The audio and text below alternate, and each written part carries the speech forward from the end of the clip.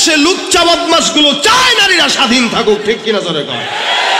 কারণ নারী যত স্বাধীন এরা তত স্বাধীন, নারী যত স্বাধীন তারাও তত।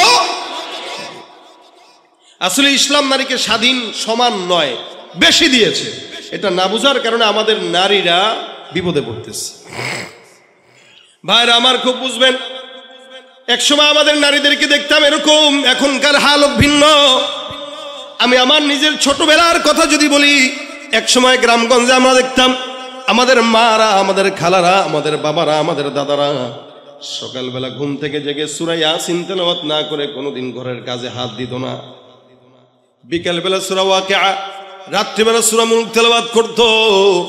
প্রত্যেকদিন কমাস কম ৩-৪ বার তেলাওয়াত করতো। ঘুম পাড়ানোর সময় লা ইলাহা ইল্লাল্লাহ জিকির করে করে আমাদের মার আমাদেরকে ঘুম পাড়াইতো। আমার এখনো মনে আছে, সকালবেলা যখন ঘুম থেকে জাগতাম ছোটবেলায়, আমার ঘুম থেকে জাগতাম আমি আমার বাবার কণ্ঠের তেলাওয়াতের আওয়াজে। আমার বাবা আলেম না, যেমন মোহতামিম সাহেবের বাবা অনেক বড় আলেম, যার কারণে উনিও আলেম। আমার বাবা সাধারণ মানুষ, সারা জিন্দগি প্রায় 40 বছর সচিবালয়ে চাকরি করছেন। তবলিগের মেহনতের কারণে আমাকে আলেম বানাইছেন। কিন্তু আলহামদুলিল্লাহ আমি মাঝে মাঝে বলে আমার চাইতে আমার বাবার আমল 100 গুণ বেশি। আমি ছোটবেলায় আমার বাবাকে দেখছি, এখনো পর্যন্ত দেখি 76 বছর হয়ে গেছে। 5 ওয়াক্ত নামাজ আজানের 10 মিনিট আগে মসজিদে যায়। আমার বাবা এমন একজন বান্দা, যে বান্দাটা মসজিদে সবার আগে ঢুকে, বের হয় সবার শেষে। এটা আপনার বাবার সঙ্গে আপনি মিলায় দেখেন, তার সাথে আপনার আমলের মিলবে না, সে উপরে আপনি নিচে। কারণ সে যে আমার রাসূলের জামানের নিকটে। এক সময় আমাদের ঘুম ভাঙতো, আমার ঘুম ভাঙতো আমার বাবার কোরআন তেলাওয়াতের আওয়াজে, আমার ঘুম ভাঙতো আমার মায়ের জিকিরের আওয়াজে। আর বর্তমান সন্তানদের ঘুম ভাঙে মা বাবার মোবাইল, ফেসবুক আর ইউটিউবের আওয়াজে। বাস, এত জোরে আওয়াজ দিলেন, তার মানে এটাই বাস্তব, ঠিক না? সব জায়গায় হালত এক। মাও ঘুমের আগে মোবাইল দেখে, বাবাও ঘুমের আগে মোবাইল দেখে। সন্তান তাকায় দেখে কিরে, মাও মোবাইলের দিকে, বাবাও মোবাইলের দিকে। ঘুম থেকে তাকায় দেখে মাও মোবাইল চালায়, বাবাও মোবাইল চালায়। এই কারণে 5 বছরের সন্তানটাও মোবাইলের আবদার করে বসে, ঠিক কিনা? এটা হলো জামানার পরিবর্তনের হাল। এই কারণে গুনার আসবাবে মাসিয়াটাও বেশি, এমন বেশি বেশি আসবাব, গুনাহের আসবাব। আল্লাহ পাক রব্বুল আলামিন বলে, এই জামানার মধ্যে এত গুনাহ যখন হয়ে যাবে, তখন বান্দাদেরকে আমি আল্লাহ পাক রব্বুল আলামিন একদম নিরাশ না করে বান্দাকে আমি আল্লাহ বললাম, এ বান্দা ফাকুল তুস্তাগফিরু রাব্বাকুম ইন্নাহু কানা গফফারা। বান্দা ইস্তেগফার করো, নিশ্চয়ই আল্লাহ তিনি ক্ষমাশীল। আপনার আমার মায়ের চাইতে, বাবার চাইতে আমার প্রতি আল্লাহর ভালোবাসা বেশি না কম? আরে বেশি বলেই তো আল্লাহ পাক আমাদেরকে এখানে বসায় রাখছেন। কি বলেন? কথা বুঝে না এরা? ও ভাই, এই যে আমরা বসলাম, আল্লাহ আমাদেরকে মহব্বত না করলে আসতে পারতাম? হ্যাঁ, আতা ইবনে আবি রবাহ রাহমাতুল্লাহ আলাইহি, আপনাদের সত্য একটা কথা মনে আসছে তাই বলতেছি। আতা ইবনে আবি রবাহ বিখ্যাত একজন তাবেঈ ছিলেন। উনি একবার রাত্রিবেলা তাহাজ্জুদের সময় উঠে দেখেন উনার দাসী তাহাজ্জুদের নামাজে বসা, বসে বসে দোয়া করতেছে, আল্লাহ তুমি যে আমারে ভালোবাসো, এই বিনিময়ে আমাকে ওই জিনিসটা দাও। আল্লাহকে মুনাজাতে বলতেছে, আল্লাহ তুমি যে আমাকে ভালোবাসো, এই বিনিময়ে ওইটা দাও। এটা হলো মেয়েদের স্বভাব। দেখবেন মেয়েরা স্বামীর এই কোটের বুতাম লাগায় দিবে, পাঞ্জাবের বুতাম লাগায় দিবে, আর বলবো জান, বলে কি তুমি আমার ভালোবাসো না? বাসি তো, বাসলে আমি একটা জিনিস চামু দিবেন। চাওয়ার লাগে ভালোবাসার সঙ্গে কি মিল আছে? না বলেন না, ভালোবাসেন তো, বাসেন তো, বাসেন তো, কন্যা কন্যা। এর পোলাপান মানুষ এগুলো বুঝবে না, কারণ এগুলো অধিকাংশের বউ নাই। কি তোমরা চাও বউ হোক নাকি? বয়সও হোক। কারা কারা বিয়ে করে নাই? হাতটা তুলো দেখি। বিয়ে করে নাই কারা কারা? কারা কারা করে নাই? হ্যাঁ, এই কয়জনই? আওয়াজ হোক, নারায়ে তাকবীর। এই আওয়াজে বউ জুটবে না। লিল্লাহে তাকবীর। হ্যাঁ, এবার জুটার ইচ্ছা আছে, আশা আছে। আল্লাহ জুটায় দেখ, বয়স হইলে, এখন না। সবই বুঝে। তাই একটা বিবিদের আদত হইল স্বামীদেরকে এভাবে বাইস্ট করে, এই আপনি আমার মহব্বত করলে ওইটা দেন, ওইটা দিয়েন, ওইটা দিয়েন। আতা ইবনে আবি রবাহের দাসী বলতেছে, আল্লাহ তুমি আমার মহব্বত করো, মহব্বতের বিনিময়ে ওইটা দাও। আতা ইবনে আবি রবাহ ডাক দিয়া বলতেছেন, কি বলতেছে উল্টা পাল্টা, বরঞ্চ এই কথা বলো যে আল্লাহ আমি তোমারে মহব্বত করি, এই বিনিময়ে ওইটা দাও। দাসী বলতেছে হুজুর না না না না, আমি আল্লাহরে কি মহব্বত করি, আমি আল্লাহরে ভালোবাসি না। মানে কি, আমার দিল এতটুকু, আমি কেমনে আল্লাহরে ভালোবাসবো? আর আল্লাহ পাকের দিলের সীমা নাই, তা আল্লাহর মহব্বতের সীমা নাই। সুবহানাল্লাহ কয় না? আমি এই জন্য বললাম আল্লাহ তুমি আমার যে মহব্বত করে এই মহব্বতের উসিলা দাও। কেন বলছি জানেন? আতা ইবনে আবি রবাহ বলে কেন বলছো বলো? কয় যে চতুর্দিকে তাকায় দেখেন তো কত বাড়ি ঘর আছে। বলে দেখলাম প্রত্যেকটা বাড়ি ঘরের মানুষগুলো ঘুমন্ত। আল্লাহ পাক এতগুলো মানুষের মধ্যে আমাকে যে মহব্বত করেন এটার আলামত হইল আমাকে গভীর রাতে উঠায়া যায় নামাজে বসায়া তার কদমে সেজদা দেওয়াই দিয়েছেন। তা হাজার হাজার মানুষ আপনাদের তজুমুদ্দিনে আছে না? তো সবাই কি মাহফিলে আসছে? আরো অনেক মানুষ আসছে এখনো চটপটির দোকানে, এরে আল্লাহ আনছে কিন্তু ভিতরে ঢুকায় নাই। আল্লাহ কয় তোর সীমা এতটুকুই, তুই এর বেশি যেতে পারবি না। আর আপনাকে আমাকে কান ধরে যে বসাইছে, আল্লাহ কয় তুই বসেই থাকবি, কারণ তোরে আমি মহব্বত করি। তা আল্লাহ আমাদের মহব্বত কতটুকুন করেন? রাসূল বলেন মহব্বত, প্যার, ভালোবাসা, মায়া, এটা যখন আল্লাহ পাক বানান 100 ভাগে ভাগ করেছেন। কয়শো? আল্লাহ নবী বলেন 100 ভাগে ভাগ করার পর 1 ভাগ মহব্বত সারা জমিনের মধ্যে আল্লাহ পাক ছড়ায় দেয়। ইনসান, জিন্নাত, ফারিস্তা, মাখলুকাত সবার মধ্যে 1 ভাগের কিঞ্চিত মহব্বত নিয়ে সন্তানের প্রতি মা বাবার মহব্বত যদি এত হয়, 1 ভাগের কিঞ্চিত মহব্বত নিয়ে বিবির প্রতি স্বামীর মহব্বত যদি এত হয়, আমার নবী বলেন বাকি থাকলো কয় ভাগ? 99 ভাগ। রাসূল বলেন বাকি 99 ভাগ মহব্বত শুধুমাত্র আল্লাহ বান্দাকে ক্ষমা করার জন্য আল্লাহর দিলে রেখে দিয়েছে। তুমি পারো করতে মোচন অভাব দুঃখী লোকের, তুমি পরম মুক্তি দাতা মালিকে জগতের, তোমার কাছে চাই যে পানা, তোমার কাছে চাই যে পানা, আমরা প্রতিদিন তোমার দয়ায় পূর্ণ আমার সারা নিশিদিন। আল্লাহ তুমি দয়ার সাগর, আল্লাহ তুমি দয়ার সাগর, রহমানুর রহিম, তোমার দয়ায় পূর্ণ আমার সারা নিশিদিন। কার দয়া? এই জন্য আমার আল্লাহ পাক রব্বুল আলামিন বান্দাকে কতটুকু দয়া করেন দেখেন। কোন বান্দা যদি গুনাহ করে, ইচ্ছা যদি করে, আল্লাহ পাক রব্বুল আলামিনের কাছে তওবা করবে, আমার আল্লাহ পাক বান্দার তওবা কবুল করে নেয়। নবী করিম সাল্লাল্লাহু আলাইহি ওয়াসাল্লাম বলেন মান হাম্মা বিহাসানাতিন, কেউ যদি একটা নেকের কাজের নিয়ত করে, আমার আল্লাহ পাক রব্বুল আলামিন নেক কাজের নিয়ত করার পরে নেক কাজটা যদি নাও করে, আল্লাহ পাক ওই বান্দার আমলনামায় পরিপূর্ণ নেকের সওয়াব দান করে দেন। আল্লাহর দয়া বেশি না কম? বলেন বেশি না কম? হাদিসে চমৎকার একটা ঘটনা আছে। রাসূল করিম সাল্লাল্লাহু আলাইহি ওয়াসাল্লাম বলেন একজন বনি ইসরাইলের লোক, বনি ইসরাইলের জামানার একজন বান্দা একটা নয়, দুইটা নয়, তিনটা নয়, 99টা খুন করছে। কয়টা? 99টা খুন করার পর এই বান্দার দিলের মধ্যে আসলো আল্লাহ যদি আমাকে মাফ করে তওবা করব। খুঁজতে খুঁজতে একজন লোকের কাছে যায়, ডাক দেয়া বলে ভাই 99টা খুন করলাম, আল্লাহ পাক রব্বুল আলামিন আমাকে মাফ করবে কিনা? যেই বান্দার কাছে গেছে ওই বান্দাটা হলো আবেদ। ভাই আবেদ আর আলেম বুঝেন আপনারা? আবেদ মানে যে ইবাদতকারী, আলেম মানে যে জ্ঞানী। ইবাদতকারী একজন বান্দা আলেমের চেয়ে দামি না কম দামি? আবেদ আবেদ আবেদের দাম বেশি না আলেমের দাম বেশি? বলেন বলেন। আলেমের দাম বেশি। 1000 আবেদ একজন আলেম সমান, কারণ আবেদে ইবাদত করে না বুঝা, আর আলেমে যতটুকু করে ততটুকু বুঝে করে। এক ফিকাল আমলুল কলিল, অল্প আমল নাজাতের জন্য যথেষ্ট হয়। সুবহানাল্লাহ কয় না এরা? এই যে যারা বুঝছেন এরা কইছেন, যারা বুঝেন নাই তারা বলেন নাই। কেন? বলে যে বুঝছে সে কইছে। সে বুঝছে কিভাবে? একবার সুবহানাল্লাহ বললে জান্নাতে একটা গাছ লেগে যায়। এখন যারা বলছেন একটা লেগে গেছে, এখন যারা বলছেন আরেকটা লেগে গেছে। আবার লেগে গেছে, আবার লেগে গেছে। যত বলবেন ততই। রাসূল বলেন কত বড় গাছ, একটা দ্রুতগামী ঘোড়া যদি 100 বছর দৌড়ায় এই গাছের গোড়াটাও শেষ করতে পারে না।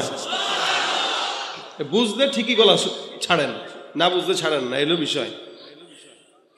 এ আবেদের কাছে গেছে, আবেদ যে বুঝে ইবাদত করে না, না বুঝে কি করে ইবাদত করে। আমি জুমার নামাজ পড়াইতেছি এক মসজিদে, তো বয়ান যখন করতেছি হুট করে একজন লোক ঢুকছে ভিতরে, মানে পিছন থেকে মানুষের গা টপকায় টপকায় সামনের কাতারে আসছে, বুঝেন কথা। এবার হাতে তার একটা তসবিহ, কি তসবিহ। আমি করতেছি জুমার বয়ান, ওই লোকে করতেছে জিকির, সুবহানাল্লাহ সুবহানাল্লাহ সুবহানাল্লাহ সুবহানাল্লাহ সুবহানাল্লাহ। আমি বললাম যাক মাশাআল্লাহ, অনেক বড় জাকিরিন। উঠতে বসতে কলম নড়ে, এই কারণে এনে বয়ান শুনতে বসেও কি করতেছে, জিকির করতেছে, ভালো। আচ্ছা মাশাআল্লাহ, বয়ানের হালতে সে জিকির করছে, এটা মানা যায়। আমি যখন খুতবা দিতে দাঁড়াইলাম আল্লাহর বান্দায়, তখনও তাসবিহ নিয়ে জিকির করতেছে। আচ্ছা বলেন আপনারা, খুতবা শোনা সুন্নত না নফল না ওয়াজিব? জুমার খুতবা চলাকালীন সময় আল্লাহর ফেরেশতারাও আমলের খাতা বন্ধ করে খুতবা শুনতে বসে যায়, আর ওই বান্দা তখনও কি করে, জিকির করে। আমি চিন্তা করলাম কিরে, এ তো মুশকিল। আমি খুতবার মাঝখানে তার দিকে 2 বার তাকাইলাম, যে মনে করলাম সে হয়তো বুঝা তসবিটা রেখে দিবে। ওরে সুবহানাল্লাহ, আমি তাকাই তার তসবিহ পড়া আরো বাড়ে। ফাদলুল আলিমি আলাল আবিদি কাফাদলি আলা আদনাকুম। এটা হলো আবেদ। আবেদের কাছে গেছে, কয় হুজুর 99টা খুন করছি, আল্লাহ কি ক্ষমা করবে? কয়টা? 99টা। বাপরে বাপ, আপনার তো সাহস কম না। আপনি মনে করছেন আল্লাহ এত সস্তা? 99টা খুন করলেন, আল্লাহ আপনারা মাফ করবে? ভাগান না এখান থেকে, যান। ধমক টমক দিয়ে পাঠাই দিতেছে। এবারে তো এমনি সন্ত্রাসী, কি বলেন? 99টা খুন যে করছে ছোট সন্ত্রাসী? হ্যাঁ, কত বড় সন্ত্রাসী। পকেটে ছুরি ছিল, এ কয় আরে মোল্লা, যদি খুনের ক্ষমা নাই পাই তা তোরে রাখবো কেন, তুইও মর। চাকু নিয়ে ঢিকায় দিছে বেটার পেটে, যা। সেঞ্চুরি ছিল, এখন সেঞ্চুরি হয়ে গেছে। এবার গেছে একজন আলেমের কাছে, যে ডাক দিয়া বলে হুজুর 99টা খুন করছিলাম, একজনের কাছে গেছিলাম, সে বলে আল্লাহ নাকি ক্ষমা করবে না। মেজাজ গরম হয়ে গেছে, ওইটারও শেষ দিচ্ছি, ওইটাও শেষ, একদম 100টা পূর্ণ করে আপনার কাছে আসছি। এখন আপনি একটু বলেন আল্লাহ পাক রব্বুল আলামিন আমাকে ক্ষমা করবে কিনা? আলেম ডাক দিয়া বলে কয়টা করছেন? বলে 100টা। আলেম বলেন 100টা কেন, 1 কোটিটাও যদি করেন, আপনার গুনাহ যেখানে শেষ আমার মাওলার দয়া সেখানে শুরু। যান অমুক এলাকায় একজন আলেম আছে, কয়েকটা আলেম আছে, ওই আলেমদের কাছে যান, ওদের দরবারে যায় তাদের সঙ্গে থাকেন, তাদের কাছে আমল আখলাক করেন, আল্লাহর কাছে তওবা করেন, ইনশাআল্লাহ আমার আল্লাহ পাক আপনাকে ক্ষমা করে দিবেন। সুবহানাল্লাহ। খুন কয়টা আপনারা করছেন? কয়টা? একটাও না। অনেকে আছে করছে, হয়তো একটারে করছে আর কি, রাজনৈতিক নেতার কথা শুনতে যায় দিছে আর কি। হুজুর এটা কইলেও কি করলেও কি বলা যায়? কি বলেন? অন্যায় করলে বলা যায়? আমি যদি কই নামাজ পড়ছেন কে, হাতের লগে পাও তুলবে। আর যদি কই ভাই আজকে ঘুষ খাইছেন কে, না না এটা কোয়া যায় না, এটা তো গোপন জিনিস, গোপনে ইবাদত, এটা গোপনে খাওয়া লাগে। গুনাহের কথা কেউ স্বীকার করে না, বাকি নেক কাজ 1 টাকা দিল, ওই আমার নামটা কইলো না। সেদিন এক মাহফিলে গেছি, এক মসজিদে দান করছে 400 জন মানুষ, লিস্টিতে লেখা। এখন আমারে কইতেছে হুজুর 400 জনের নাম পড়েন। আমি চাকরি লইছি, আমি আপনাকে 400 নাম পড়ার আপনারা ফাইজদামি পাইছেন? 400 নাম দিয়েছেন, এগুলো পড়া লাগবে কেন? দিয়েছেন আল্লাহর জন্য, পরে চুপ হয়ে গেছে। মানে দিছে 5 টাকা, এটাও ঘোষণা করা লাগবে, কিন্তু ঘুষ যে খায় এটা ঘোষণা কইরা খায় না। বড় দোল্লাকা ভাই আমি ঘুষ খাই নাই, এটা তো হাদিয়া, কথা কয় না। সুদের টাকা খায়, কয় এটা ইন্টারেস্ট, এটা মুনাফা। আরে বিভিন্ন নামে নামে পাল্টিয়া গুনাহের কাজ করে, ঠিক কিনা জোরে কোন? ঘুষ আর সুদ যদি নাম পাল্টাই দিয়ে খাইলে জায়েজ হয়, পাতলা পায়খানা যেটা বেরোটা ডাইল মনে করে খায়েন জায়েজ হয়ে যাবে। কথা বলেন ঠিক কিনা? সুতরাং গুনাহের কাজ যখন করবেন তখন চিন্তা করবেন যে এটা কি মানুষের সামনে বলতে পারবো কিনা, যদি না পারি বাস খালাস, দরকার নাই। এই বান্দারে এবার বলে দিল যাও অমুক জায়গায় যাও, 100 খুনের অধিকারী বান্দা রওনা। যেতে যেতে যেতে যেতে মাত্র অল্প খুন গেল, উদাহরণস্বরূপ বললাম রাস্তা 100 কিলোমিটার, 100 কিলো রাস্তার মধ্যে বান্দা মাত্র 23 কিলো অথবা 30 কিলো 40 কিলো গেল। এদিক দিয়ে আল্লাহ পাক ডাক দেয়া কয়, এ আজরাইল যাও, বান্দার হায়াত শেষ হয়ে গেছে, বান্দার হায়াতটা একটু শেষ করে নিয়ে আসো। আমার আল্লাহ পাক রব্বুল আলামিনের আদেশে বান্দার জান কবজ করা হয়ে গেল, বান্দা শেষ। এবার রহমতের ফেরেশতা, জান্নাতের ফেরেশতা, জাহান্নামের ফেরেশতা বান্দার লাশটাকে জাহান্নামে নিবে নাকি জান্নাতে নিবে, দুই দলের মধ্যে দ্বন্দ্ব লেগে গেছে। জান্নাতের ফেরেশতা কয় বান্দা জান্নাতি, জাহান্নামের ফেরেশতা কয় বান্দা জাহান্নামী। এই বান্দা জাহান্নামে যাবে কারণ 100টা অন্যায় করলো। জান্নাতের ফেরেশতা বলে 100 অন্যায় করার পর বান্দা তওবা করার নিয়ত করছে, কিন্তু হায়াত না থাকার কারণে আল্লাহ পাক বান্দাকে তওবার সুযোগ দেয় নাই, এই কারণে বান্দা জান্নাতি। দুই দলের মধ্যে ঝগড়া লেগে গেল। হুট করে একজন মাঝখান দিয়ে আসলো, এসে ডাক দিয়ে বলো, ভাই কি ব্যাপার, তোমরা এই লাশটাকে নিয়ে কেন দ্বন্দ্ব করো? আল্লাহ পাক রব্বুল আলামিনের ফেরেশতা ডাক দিয়া বলে, এই বান্দাটা জাহান্নামী কারণ 100টা খুন করলো। জান্নাতের ফেরেশতা বলে বান্দা জান্নাতি কারণ আল্লাহর কাছে তওবা করার নিয়ত করে হাঁটা দিল। মাঝখানের ফেরেশতা ডাক দেয়া কয়, এই ফেরেশতার দল, তোমরা একটা কাজ করো, বান্দা বাসার থেকে যখন তওবার দরজা পর্যন্ত রওনা দিয়েছে, রাস্তা যদি তওবা পর্যন্ত বেশি হয় বান্দা জান্নাতি, রাস্তা তওবা পর্যন্ত কম হলে বান্দা জাহান্নামী। আসলে বলেন তো রাস্তা বেশি ছিল না কম ছিল? হ্যাঁ বুঝা বললেন? 100 কিলো রাস্তা যাওয়ার কথা গেছে 30 কিলো, কম না বেশি? এখান থেকে ঢাকা পর্যন্ত যাওয়ার কথা গেল বরিশাল, অনেক রাস্তা বাকি। এই বান্দা জান্নাতে যাবে নাকি জাহান্নামে যাবে? ফেরেশতা হায়রান। এক দল এসে ডাক দেয়া বলে, হে ফেরেশতার দল, বান্দা জান্নাতে যাবে নাকি জাহান্নামে যাবে, রাস্তা মাপা শুরু করে দাও। বান্দার বাসার থেকে তওবার রাস্তা যদি বেশি হয় বান্দা জান্নাতি, যদি কম হয় বান্দা জাহান্নামী। সুন্দর করে দুই দল ফেরেশতার মধ্য থেকে বাছাই করে একজনকে রাস্তা মাপার জন্য দায়িত্ব দেওয়া হয়ে গেল। এই বান্দা রাস্তা মাপা শুরু করে দেয়। এই বান্দাটা কতটুকুন গেছে না গেছে এই রাস্তাটা মাপার জন্য হাত দিয়ে মাপা শুরু করে দেয়। বলেন তো ভাই, জমিন যে মাপবে, জমিনটা কার কথা শুনে? হ্যাঁ, জমিন আমার মাওলার কথা যদি না শুনতো, হে মুসলমান, আল্লাহ পাক রব্বুল আলামিন এই জমিন বলেন আসমান বলেন সব কিছুকে আল্লাহ পাকের অধীনস্থ বানাইছেন। সমস্ত মাখলুকাত, সমস্ত সৃষ্টি আল্লাহ পাকের গোলামি করে, শুধুমাত্র মানুষই আল্লাহ পাকের নাফরমানি করে। জমিনটা আল্লাহর কথা শুনে আমার আল্লাহ ডাক দিয়ে বলে, জমিন, যেই বান্দাটা জান্নাত পর্যন্ত, ওই বান্দাটা তওবার রাস্তা পর্যন্ত আগাইছে, এই বান্দার রাস্তা মাপা শুরু করে দিয়েছে। একদল ফেরেশতা বান্দার রাস্তা মাপা শুরু করে দেয়।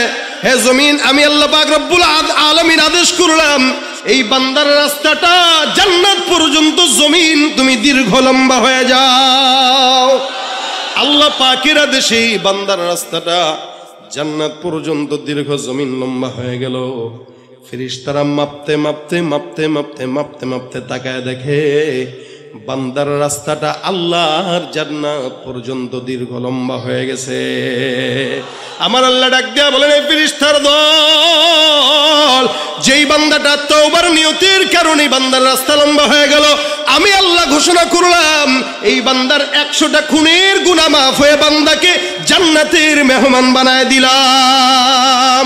বান্দেগানে খাসে আল্লাহ মুল গুয়ুব দরজাহা জানে জওয়াসিসুল কুলুব জমিসরশবু ये पीराहन शनीदी चरादर चाहे किन आनश नदीदी। দয়া করেন কে? আল্লাহ পাক 100 খুনের অধিকারী বান্দা, তাও বনি ইসরায়েলের লোক, তাকে যদি মাফ করে আমাদেরকে করবে না? হ্যাঁ, নবী বলেন, এ বান্দা, সব নবীর উম্মতটা পিছনে, তোমরা আগে আগে জান্নাতে ঢুকবা, জান্নাতে সবার আগে আমার উম্মতটা ঢুকবে, তারপরে সব নবীর উম্মতটা সিরিয়ালে ঢুকবে। যাবে কারা? হয় না, আমরা কইতে কষ্ট হয়। বলেন কারা যাবে? আমরা জান্নাতে যাব না তো যাবে কে? যারা রাত 12টা পর্যন্ত আল্লাহর দ্বীনের বয়ানের জন্য বসে থাকে, তারা যাবে না তো কারা যাবে? আল্লাহ পাক আখিরি নবীর উম্মতকে আগে জান্নাতে দিবেন, তারপর অন্যদের সিরিয়াল হবে। এটা আমাদের সম্মান, এটা আমাদের মর্যাদা। ভাইরা আমার, এই কারণে আল্লাহ পাক রব্বুল আলামিন বলেন ফাকুলতু আস্তাগফিরু রাব্বাকুম ইন্নাহু কানা গফফারা, তওবা করো, ইস্তিগফার করো, নিশ্চয় আল্লাহ ক্ষমাশীল। হাসান আল বসরি রাহমাতুল্লাহি আলাইহি বিখ্যাত একজন বুজুর্গ ছিলেন। কষ্ট হইতেছে আপনাদের? আমার টাইম শেষের দিকে। হাসান আল বসরি রাহমাতুল্লাহি আলাইহি বিখ্যাত একজন বুজুর্গ ছিলেন, খুব শুনেন। একদিন খানকার মধ্যে বসা একটা লোক ঢুকলো, ঢুকে ডাক দেয়া বলে, হুজুর এমন কোন গুনাহ নাই যেই গুনাহটা আমি আমার জিন্দেগিতে করি নাই, একটা আমল শিখা দেন যে আমলের কারণে আল্লাহ পাক রব্বুল আলামিন আমাকে মাফ করে দিবেন। হাসান বসরি বলেন, যাও যাও বেশি বেশি ইস্তেগফার করো। কি তার মানে? আস্তাগফিরুল্লাহ বলেন একবার, আস্তাগফিরুল্লাহ। নবী বলেন, কেউ যদি অন্তর থেকে আস্তাগফিরুল্লাহ একবার বলে, আল্লাহ তার সমুদ্রের ফেনা পরিমাণ গুনাহ মাফ করে দেন। এটা হলো ইস্তেগফারের ফজিলত। আবার বলেন আস্তাগফিরুল্লাহ। হাসান বসরি বলে, এই ইস্তেগফার করো, যাও। দ্বিতীয় আরেকজন লোক ঢুকলো, ঢুকতে বলে, হুজুর আমাদের এলাকার মধ্যে বৃষ্টি নাই, এমন একটা আমল শিখা দেন যে আমলের কারণে আল্লাহ পাক বৃষ্টি দিয়ে দিবেন। হাসান আল বসরি রাহমাতুল্লাহি আলাইহি বলেন, যাও যাও বেশি বেশি ইস্তেগফার করো। তিন নম্বর আরেকজন এসে ডাক দেয়, হুজুর আমার সম্পদ নাই, বাজারের দোকানপাটে বেচা কিনা নাই, এমন একটা আমল শিখা দেন যে আমলের কারণে আল্লাহ পাক আসমান থেকে আমার জন্য রিজিকের ফয়সালা করে দিবেন। হাসান বসরি বলেন, যাও যাও, কি পড়ো? আরেকজন ডাক দেয়, হুজুর আমার সন্তান নাই, বিয়ে করলাম 10-15 বছর হয়ে গেছে, এখনো সন্তান হয় না, এমন কোন আমল শিখা দেন যে আমলের কারণে আল্লাহ পাক রব্বুল আলামিন আমাকে সন্তান দান করবে। হাসান বসরি ডাক দেয়া কয়, যাও যাও, কি পড়ো? আমাদের দেশের কিছু বেআকল আছে, এগুলো সন্তান না হইলে, টাকা না পেলে সোজা খাজার দরবারে দৌড় দেয়। বাবার কাছে, আব্বা গো আব্বা, এই যে বোর্ডারে নিয়ে আসছি বাবা, একটু ফুটু দিয়ে দেন। বাবা কয়, ঠিক আছে, ফুটু না, 1 মাস আমাদের এই খানকায় এতেকাফে বসায় দাও। কি বলেন? ঘরের বউরা যদি এই খাজার দরবারে এতেকাফে 1 মাস বসান, আর যদি ওই 1 মাস পরে সন্তান হয়, বুঝবেন ওটা আপনার না, আপনার বাপের সন্তান। কথা বুঝছেন তো? সুতরাং সন্তান চাবো কার কাছে? পীরগিরিয়ার মাজার পূজা চলছে দেশটা জুড়িয়া, শিরকি আর ভণ্ডামিতে দেশটা গেছে ভরিয়া।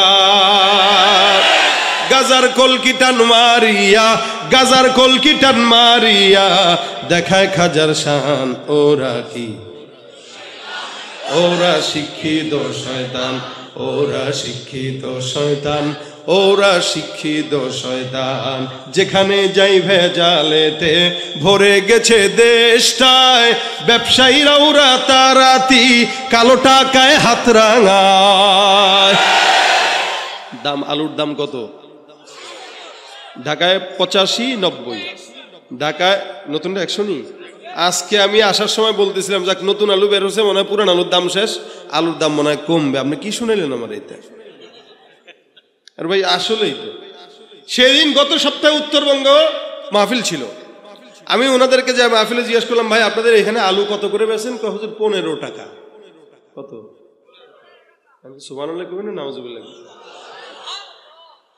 শুনে আলুর কেজি পোলা বানতো, আলুর কেজি তারা বেচে 15 টাকা, আর আমাদের সিন্ডিকেট ব্যবসায়ীরা বেচে 80, 85, 90 টাকা। কষ্ট করে কৃষক, মুখে হাসি ফুটে ধান্দা বাজে। সেদিন আমি আমার ড্রাইভারকে মুরগির ডিম আনতে পারিছি, দেশি মুরগির ডিম। এটা আপনারা খাইতে পারেন, আমরা তো ঢাকায় স্বপ্নেও দেখি না। এরপরও পাঠাইছি যে আমরা দেশি মুরগির ডিম একটু নিয়ে আসো। কৌজুর দেশি মুরগির ডিম খাসটা পাইছি, এখনো ডিমের মধ্যে মুরগির ময়লা লেগে আছে, কিন্তু দাম হলো একদম 130 টাকা হালি। 130 টাকা হালি। আমি বললাম, তাহলে একটা কাজ করো, ডিমের ঘ্রাণটা শুকে এসে পড়ো। কৌজন না থাক, নিয়ে আসি। আমাকে তাহলে আনো। আনছে 130 টাকা হালি। আচ্ছা, মুরগি কি কোনোদিন টাকা নিছে? কি পারে? ফ্রি পারে। কি পারে? মুরগি যদি কথা বলতে পারতো, সত্যি কথা বলতে, ভাই আমি কক কক কক কক করে ফ্রি দেই, ধান্দাবাজি করস তোরা। কথা ঠিক কি না? এই সমস্ত ধান্দাবাজিদেরকে ধরা দরকার। কথা কয় না? এই সমস্ত ধান্দাবাজিদেরকে কি দরকার? আমরা মনে করছিলাম ওদেরকে বিদায় করার পরে মনে হয় দেশ ধান্দাবাজি মুক্ত হয়েছে, কিন্তু না, মুক্ত হয় নাই, এখনো আছে না নাই? সুতরাং যেখানেই চোর দেখবেন সেখানেই পিটান দেওয়া শুরু করবেন। কথা ঠিক কিনা জোরে কোন? বাংলাদেশ, নতুন বাংলাদেশে কোনো চোর বদমাশ দুর্নীতিবাজের ঠাঁই হবে? ঠাঁই হবে? যেখানে যাই ভেজালেতে ভরে গেছে দেশটায়, ব্যবসায়ীরাও রাতারাতি কালো টাকায় হাত রাঙায়।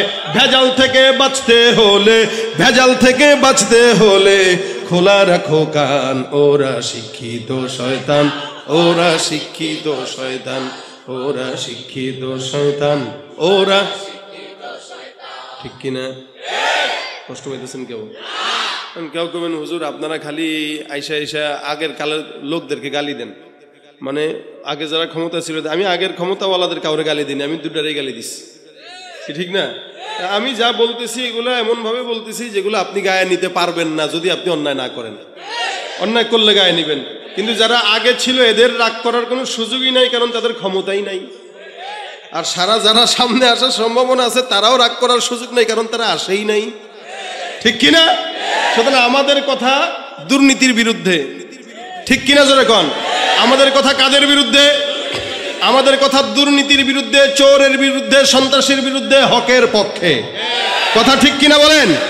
হক আছে যেখানে, কোরআন আছে যেখানে, ইসলাম আছে যেখানে, নতুন বাংলাদেশ আল্লাহ আমাদেরকে সুন্দর বাংলাদেশ দান করুক। জোরে বলেন আমিন। আমরা সুন্দর দেশ চাই, সুতরাং এই সিন্ডিকেট টিন্ডিকেট ভেঙে দেওয়া দরকার। যাই হোক, সম্পদ দরকার, চাবো কার কাছে? বলেন বলেন। দোকানে বসে রয়েছেন, সম্পদ নাই, বেচা কিনে নাই, চাবেন কার কাছে? এই যে মুশকিল হলো এইটা, আল্লাহর কাছে চাইলেই আল্লাহ দেয়, কিন্তু যেগুলো না চায় ধান্দাবাজি করে কামায়, এগুলোর সম্পদ বেশি দিন টিকে না। দেখেন, এই যে গত বছর যারা ক্ষমতায় ছিল, এদের একজনেরও টাকা পয়সা সততার টাকা পয়সা না। কথা ঠিক না? জনগণের টাকা চুরি করেই তো করছে। এই জন্য ক্ষমতা যাওয়ার সাথে সাথে ঘরবাড়ি পুড়ে দিস। সম্পদ যেভাবে আসবে ওভাবেই যাবে। আর আপনি যদি আল্লাহর কাছ থেকে চেয়ে নিতেন, তাহলে আপনার সম্পদ 14 পুরুষ খেয়ে যেতে পারত। আল্লাহ পাক তো আমল শিখাই দিচ্ছেন, বান্দার টাকা লাগবে, ইস্তেগফার কর। এবার হাসান বসরির কাছে আরেকজন এসে ডাক দেয়, হুজুর আমার ক্ষেতের মধ্যে ফসলে বরকত হয় না। কয় যাও কি পড়ো। আরেকজন এসে কয় হুজুর আমাদের নদীর পানি শুকায় গেছে। কয় যাও তুমিও ইস্তেগফার করো। মানে যারাই আসে আমল কয়টা? যেমন গ্রাম দেশের কিছু ডাক্তার আছে, কোনো অসুস্থতা হওয়া মানে নাপা এক্সট্রা। আসেনি?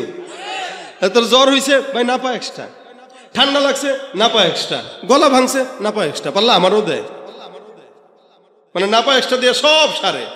হাসান আল বসরির এই সমস্ত কার্যক্রমে তার কিছু মুরিদ দেখা, হুজুর বুঝলাম না, আপনারা তো বহুত বড় বুজুর্গ আলেম মনে করছি, আমল যে একটা দিয়ে চালায় দেন সব, নাকি আর কোনো পারেন না নাকি? হাসান বসরি কয় যে আমলটা আমি বললাম, এই আমলটা আমার দেওয়া নয়, এটা স্বয়ং আল্লাহ পাক রব্বুল আলামিন কালামের মধ্যে উম্মতকে, গোটা জাতির বান্দাকে দিয়েছেন। সুবহানাল্লাহ। আমার আল্লাহ ডাক দেয়া বলেন, ফাকুলতু আস্তাগফিরু রাব্বাকুম ইন্নাহু কানা গফফারা। কেউ যদি ইস্তিগফার করে যত গুনাহ থাক, আমি আল্লাহ বান্দার সব গুনাহগুলোকে মাফ করে দিব। 2 নাম্বার, ইউরসিলিস সামাআ আলাইকুম মিদরারা। কেউ যদি আল্লাহর দরবারে যায়, যদি বৃষ্টি না হয়, আমার আল্লাহ বলেন আল্লাহর কাছে ইস্তিগফার আমলের মাধ্যমে আমার আল্লাহ আসমান থেকে বৃষ্টির ফয়সালা করে দিবেন। সুবহানাল্লাহ। 3 নাম্বার, ওয়ায়ুমদিদুকুম বিআমওয়ালিন ওয়া বানিন। বান্দা যদি আল্লাহর কাছে চায়, আল্লাহর কাছে ইস্তিগফার করে, যদি সন্তান না হয়, সম্পদ না হয়, আমার আল্লাহ ডাক দিয়া বলেন ইস্তিগফারের মাধ্যমে সম্পদ আর সন্তান দুটোটাই আল্লাহ পাক বান্দাকে দান করবেন। ক্ষেতের মধ্যে ফসল লাগাইছেন, বরকত হয় না, যদি কেউ ইস্তিগফার করে, আমার আল্লাহ পাক বান্দার ফসলের মধ্যে বরকত দান করে দিবেন। ওয়াজআল লাকুম জান্নাত ওয়াজআল লাকুম আনহারা। যদি নদী নালা শুকায় যায়, আমার আল্লাহ পাক বান্দাকে ডাক দিয়া বলেন বান্দা ইস্তিগফার করো। অর্থাৎ যত বিপদ মুসিবত, আমল কয়টা জোরে বলেন? কি? নবী ডাক দিয়া বলেন, মাল্লাজিমাল ইস্তিগফার জাআলাল্লাহু লাহু মিন কুল্লি হাম্মিন ফারজা ওয়া মিন কুল্লি দিকিন মাখরাজা ওয়া রাযাকাহু মিন হাইসু লা ইয়াহতাসিব। কেউ যদি জবানে ইস্তিগফার লাজিম করে নেয়, যত বিপদ আসুক, মুসিবত, পেরেশানি, সব কিছু দূর করে দিবেন আমার আল্লাহ।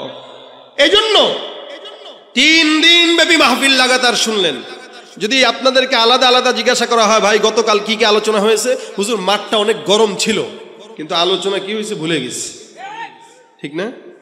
এটাই তো হয়। আগের দিন কি করেছে হুজুর মনে নাই, মাথার থেকে সরে গেছে। আজকে কি করছে এটাও মনে নাই, কিন্তু গজলগুলো সুন্দর হয়েছে। কেউ এই জন্য কি নিয়ে গেলাম এটা আমাদের খেয়ালে রাখা দরকার।